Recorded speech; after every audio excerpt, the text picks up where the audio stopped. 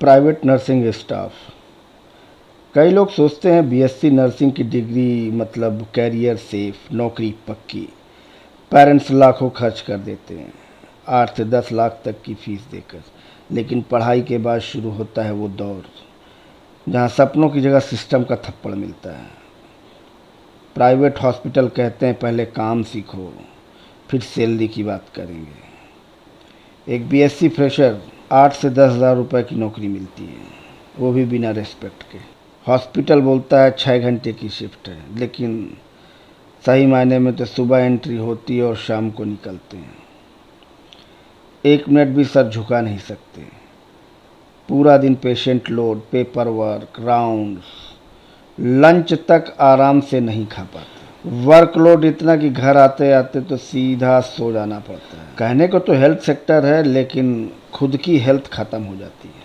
Night shift सुनने में professional लगती है, पर असल में ये मेंटल टॉर्चर है।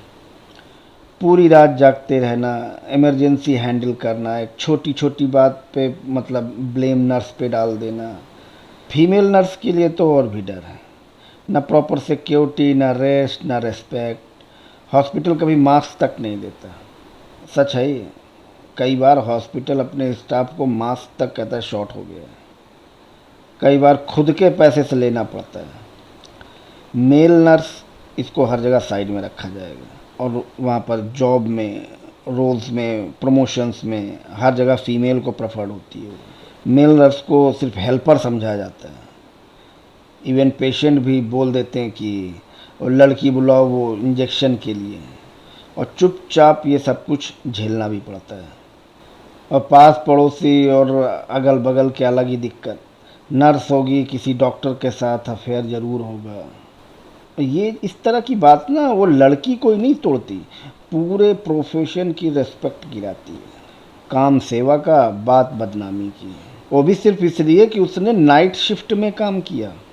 अरे प्राइवेट हॉस्पिटल में मैनेजर तक 12वीं पास होते हैं, और वही बीएससी नर्सिंग वाले को जलील करते रहते हैं।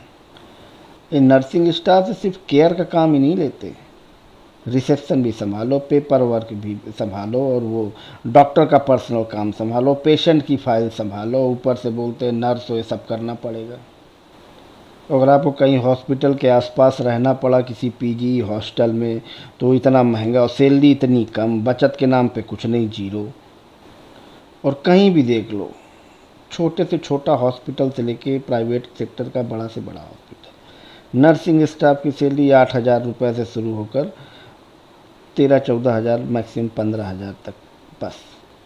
इससे ऊपर नहीं हाथ में, यानी भाई सब किसी से भी पूछ लो।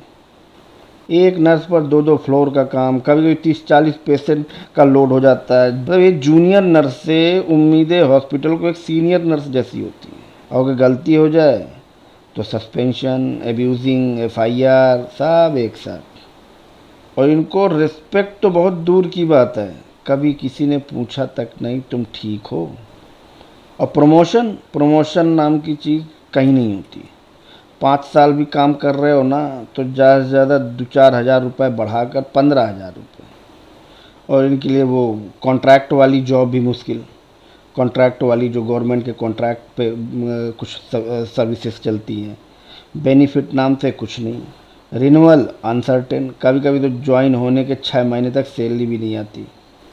ये प्राइवेट नर्सिंग कॉलेज वाले लाखों रुपया लेकर एडमिशन लेते हैं, लेकिन इंटर्नशिप बस वो अटेंडेंस भरने तक सीमित होती है। प्रैक्टिकल ट्रेनिंग के नाम पर जीरो। और हॉस्पिटल में काम शुरू करो, काम करने जाओ तो वहाँ का मैनेजर बोलता है कि काम नहीं आता, तो फिर सैलरी काहे की। और ये पेशेंट के घर वाले नर्स को रेस्पेक्ट नामी कोई चीज़ नहीं देते। टाइम पे दवा नहीं दी, इंजेक्शन लेट क्यों लगाया, और इन सब की कोई सुनवाई नहीं। हॉस्पिटल मैनेजमेंट कहता है कि हैंडल इट प्रोफेशनली। पर एक बात बताओ, जब डिग्निटी ना रहे तो फिर क्या ये प्रोफेशनलिज्म क्या करेगा उसमें। और उधर घर पर भी डिमांड, घर चलाओ, ड्यूटी निभाओ, रेस्पेक्ट भी लाओ, है ना। अब अगर वो प्रेगनेंसी वाली मैटरनिटी लीव जिसे बोलते हैं वो ले लिया, मतलब जॉब से जाना, मतलब जॉब छूट गई आपकी।